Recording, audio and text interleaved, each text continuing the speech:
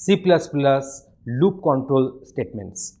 So loop control statements change execution from its original sequence, and when execution leaves a scope, all the automatic objects that were created in that scope will be destroyed.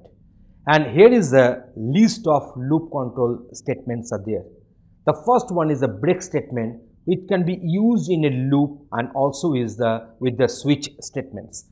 So it transfers execution to the statement immediately following the loop or the switch. Next one is the continue statement.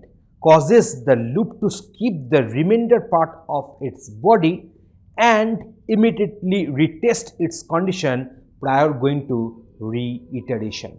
So in case of continue, it will just go to the condition back again. The remaining part of the loop will remain unexecuted, unreachable, and it will recheck the condition. If the condition is true, then it will go for reiteration.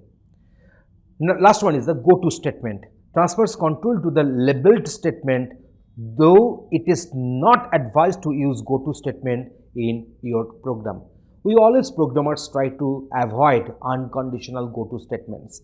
So in case of go to, after go to, I shall have to mention some label.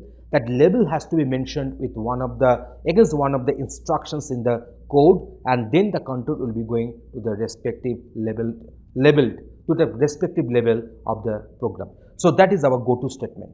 So for the better understanding, we shall be having our next videos separately on these three control instructions we are having here. Here in this way, we have discussed loop control statements. Thanks for watching this video.